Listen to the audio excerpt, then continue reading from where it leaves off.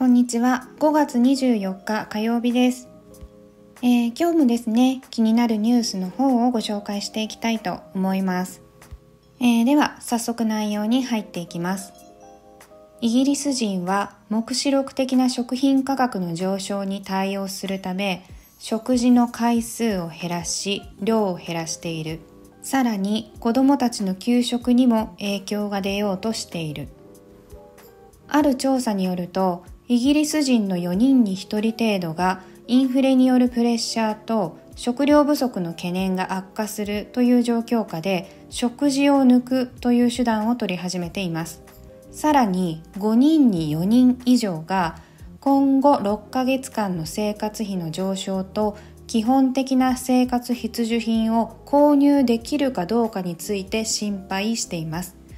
この調査結果はスカイニュースの世論調査ですが、イングランド銀行総裁のアンドリュー・ベイリー氏が来るべき食糧危機は黙示録的な見通しであると述べた後に行われたものです。この調査は2000人のイギリス人を対象に行った調査で、89% が今後6ヶ月間に生活費の危機が国全体にどのような影響を及ぼすかを心配しており、83% が自分の個人的な状況も心配していると回答しています。ということで、9割ぐらいの人が今後6ヶ月以内にこの、物価が上昇しているとかね、そういうことで、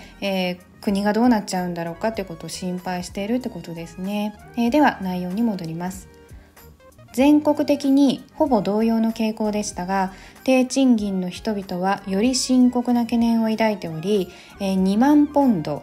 これはですね、日本円にして約321万円ですけれども、2万ポンド以下の収入の人々の半数以上が今年どうやって生活していくのかを非常に心配していると回答しています。そして次ですね、 BBC のニュースなんですけれども、内容の方を読んでいきますね。価格の上昇に伴い学校給食は量を減らすか質を落とすか。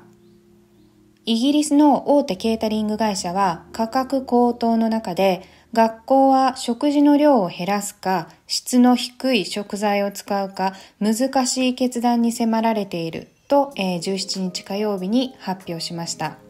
現在イギリスでは合計170万人の子どもたちが、学校給食を無料で食べられるという資格を持っています。過去10年間でイギリスの政府が無料の、学校給食に提供するその金額というのが 1.7% しか増えていません。これはインフレによって値段が上がってしまった、給食の原材料の価格を大きく下回っています。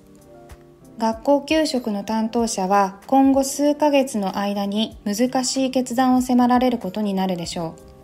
う。給食の量を減らしたり安い食材を使ったりする可能性があるということです。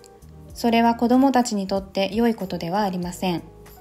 イギリスの政府はこの状況を認識しているとして、学校給食のサプライヤーやケータリング会社と、個々の契約に合意するための自治権を、学校に与えたと付け加えたということです。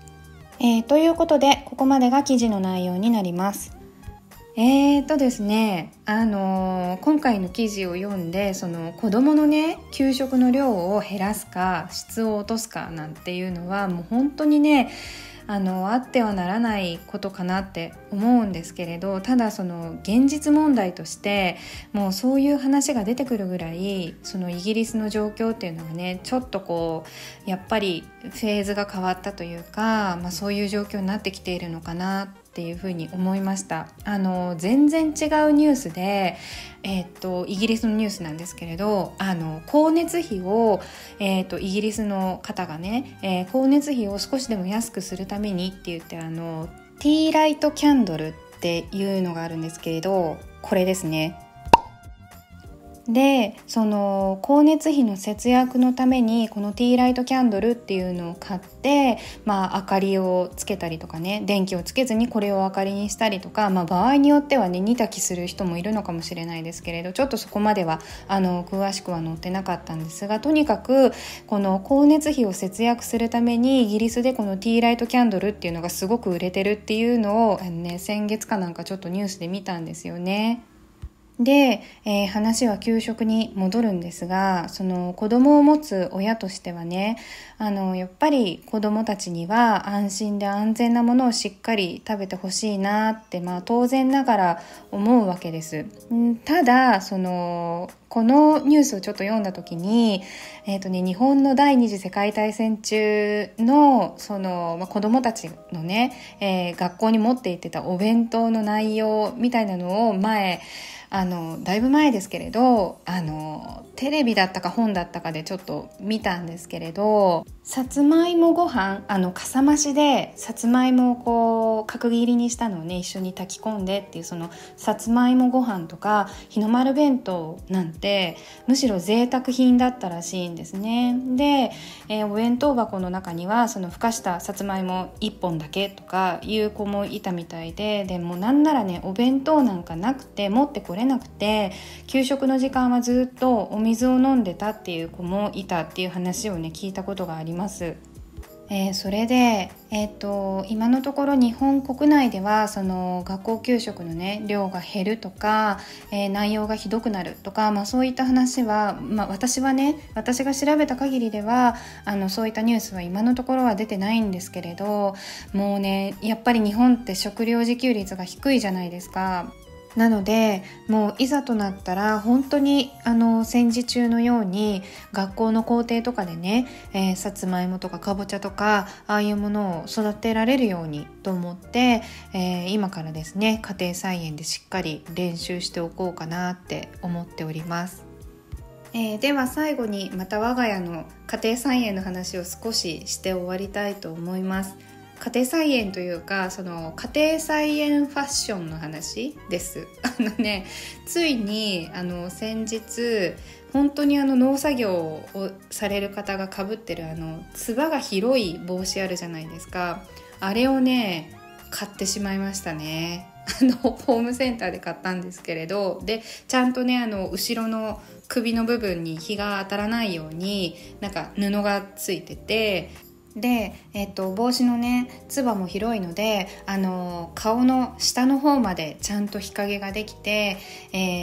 このなんていうのかな、目より下にも日が当たらないようなね感じの帽子です。もっとね早く買ってかぶっておけばよかったってちょっと思ってます。というのも私今まで普通のキャップ野球帽みたいなねああいうのでずっと作業してたんですよね。であれは目には光が当たらないんですけれど、目から下はもう UV が